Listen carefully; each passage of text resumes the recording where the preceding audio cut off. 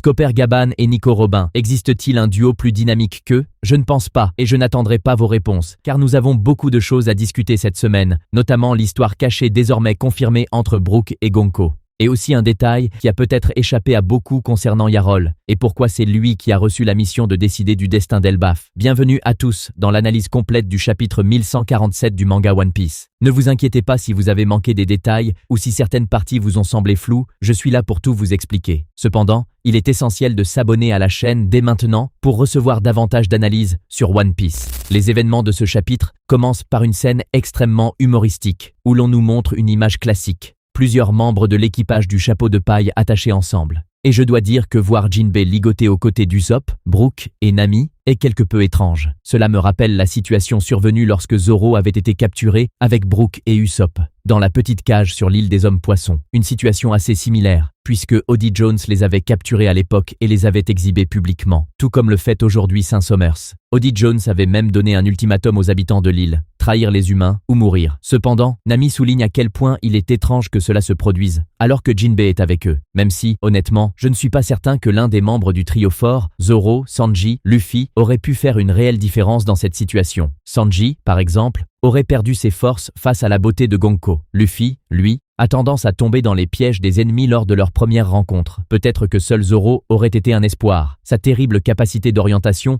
aurait pu, d'une certaine manière, le rendre immunisé au pouvoir de Gonko. Ainsi, je pense que c'est une manière de justifier la situation pour Jinbei, puisqu'il est officiellement membre de l'équipage et qu'il doit s'habituer à être capturé de temps en temps pour servir la trame de l'histoire. Passons maintenant à un événement particulièrement excitant du chapitre 1147. Nous recevons la confirmation que Gonko connaît l'identité complète de Brooke. Elle va même jusqu'à le menacer de lui écraser le visage avec son pied s'il ne se dévoue pas totalement à elle. Cependant, Brooke refuse, démontrant ainsi qu'il possède une volonté inébranlable et qu'il n'a pas peur de la mort, préférant mourir plutôt que de trahir Luffy, celui qui lui a offert une seconde vie. Mais ici, une chose très étrange se produit. Après avoir donné un coup de pied à Brooke, Gonko apparaît en train de se tenir la poitrine dans une scène inhabituelle. Oda semble vouloir montrer qu'elle ressent une douleur intense, comme si elle saisissait son cœur, surtout avec l'utilisation de l'onomatopée japonaise Gyu, qui évoque une forte pression ou une compression. Cela pourrait être le signe d'une véritable douleur émotionnelle, découlant de son désir sincère d'avoir cet artiste qu'elle admire tant, ou peut-être quelque chose de plus profond.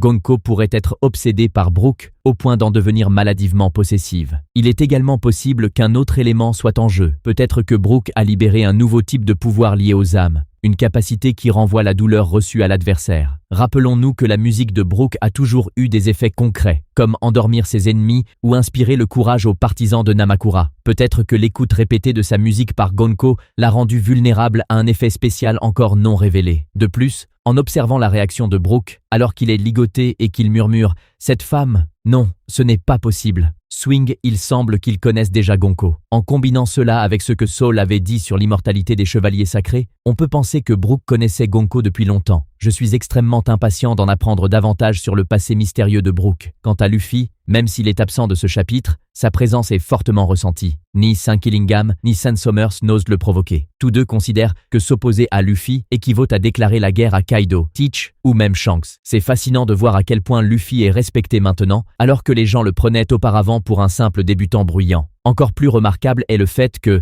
malgré leur arrogance, les chevaliers sacrés font preuve d'une certaine prudence à l'égard de Luffy, même si leur exécution de cette prudence reste bancale. Par ailleurs, nous avons assisté à une scène amusante. Le navire des pirates guerriers géants, réputé pour ne jamais s'arrêter, s'est immobilisé après seulement 3 chapitres. Et le plus drôle, ce sont un groupe de mères et d'épouses qui l'ont arrêté. Ces femmes sont un véritable cauchemar pour Elbaf, bien plus effrayantes que n'importe quel monstre. Même Dory et Brogy, qui se moquent d'ordinaire de tous les monstres terrifiants, montrent ici de véritables signes de peur face à ces mères. Cela révèle que la véritable force d'Elbaf ne réside pas seulement dans ses guerriers, mais dans les mères qui les ont élevés. Quant à Ripley, stupéfaite par l'arrêt du navire, elle cherche désespérément le grand criminel qui aurait réussi cet exploit. La vérité, c'est qu'elle-même en est responsable, car elle est aussi une mère. Et la présence de Franky et Lilith aux côtés de Ripley est une excellente nouvelle, car ce sont les deux meilleurs pour réparer rapidement le navire, voire même l'améliorer. Le cœur du chapitre tourne autour de Saint Somers, qui propose aux habitants d'Elbaf un choix tragique, abandonner leur identité et se soumettre totalement à la culture imposée par le gouvernement mondial, ou sacrifier leurs enfants et leur avenir. Pour renforcer la charge émotionnelle de ce dilemme, Oda nous présente les enfants d'Elbaf un par un dans une magnifique scène qui mélange courage, peur, tristesse et espoir. Certains veulent se battre, d'autres sont en larmes, certains restent optimistes, d'autres sont égoïstes. Ainsi, ces enfants ne sont plus de simples figurants anonymes, mais deviennent des personnages auxquels nous nous attachons profondément. La responsabilité de ce choix terrible est confiée à Yarol, personnage idéal pour porter un tel fardeau, étant le plus ancien des géants d'Elbaf, et l'un des rares à se souvenir clairement de l'ancien Elbaf, avant qu'il ne devienne une nation de science et de connaissances souhaitant vivre en paix. Ainsi, Yarol est confronté à une décision cruciale, sauver sa petite fille, ce que Saint Somers a soigneusement planifié pour pousser Elbaf à revenir vers sa culture de guerre et de violence. Mais ce qu'Oda veut vraiment nous montrer, c'est la douleur intérieure que ressentira Yarol en prenant sa décision, prouvant combien la société d'Elbaf a changé. Même l'homme incarnant l'ancienne génération, Yarol, voit désormais une immense valeur dans les écoles et les bibliothèques, pas seulement sur les champs de bataille. Bien que la logique nous pousse à croire que Yarol ne sacrifiera pas sa petite fille, je pense qu'Oda sème ici les graines d'une grande surprise, et que nous n'atteindrons pas cette tragédie aussi facilement, surtout avec les deux personnages qui apparaissent à la fin du chapitre. Et franchement, cette dernière page m'a tout simplement bouleversé. Pendant toutes mes années de lecture de One Piece, je me suis toujours plaint du peu de moments héroïques accordés à Nico Robin. Et là, nous avons enfin une occasion en or de la voir briller dans un véritable combat digne de ce nom. Beaucoup m'ont dit la semaine dernière que Robin serait un mauvais choix contre Saint Somers à cause de ses épines, comme si simplement toucher les épines signifiait la défaite. Mais, s'il vous plaît, si Oda avait suivi cette logique, est-ce que Luffy aurait battu Don Krieg? L'homme était entièrement recouvert de pointes. Le problème n'est pas le type d'attaque, mais la volonté et la détermination.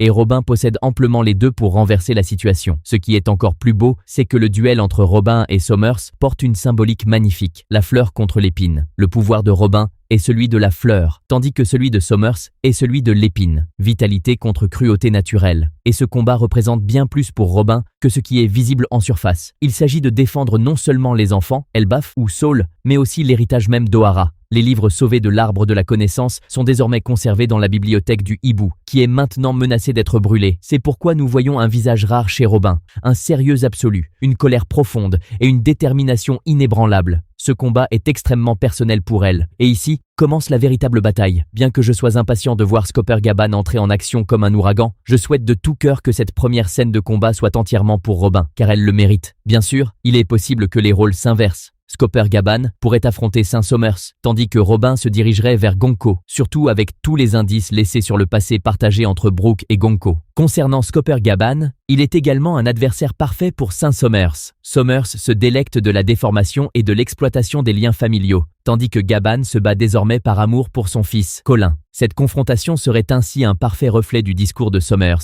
qui expliquait il y a quelques chapitres que la plus belle partie de son jeu est de voir des parents se battre pour leurs enfants. Bien que Skopper-Gaban n'ait pas l'air d'un père affectueux, mais plutôt du type « je vais écraser ceux qui menacent ma famille avec ma hache géante », ce genre d'amour est tout aussi profond et sacrificiel. Et honnêtement, même si l'absence de Luffy, Zoro et Sanji se fait sentir, je suis extrêmement heureux qu'Oda donne aux autres membres de l'équipage des moments pour briller. Les membres moins glorifiés de l'équipage prouvent qu'ils méritent leur place dans l'équipage d'un empereur, et ne sont pas juste dans l'ombre du fameux trio infernal. Quant à l'avenir immédiat, puisque Saint Somers a lancé un appel général sur l'île, il est fort probable que cet appel soit également parvenu au monde souterrain, où se trouvent Luffy et Loki. Ainsi, nous nous rapprochons probablement de la décision cruciale, libérer Loki entièrement ou non. À mon avis, Harudin aura un rôle décisif à jouer, son passé avec les Chevaliers Sacrés pourrait enfin être révélé, et peut-être que nous aurons enfin droit au flashback tant attendu de Loki depuis toutes ces années. Nous sommes maintenant au sommet des événements à Elbaf, avec une intensité et un plaisir sans précédent. Que va-t-il se passer dans le prochain chapitre? Yarol décidera-t-il d'abandonner les enfants? Ou annoncera-t-il le début d'une immense guerre contre le gouvernement mondial? Skopper-Gaban pourra-t-il vaincre l'un des chevaliers sacrés, malgré le facteur de l'âge contre des adversaires immortels? Beaucoup de questions palpitantes restent en suspens. Mais vous, partagez-moi vos avis dans les commentaires. C'est ainsi que se termine cette analyse. Merci d'avoir regardé la vidéo jusqu'au bout. J'espère que vous avez savouré chaque instant. On se retrouve très bientôt dans une prochaine vidéo. Ciao!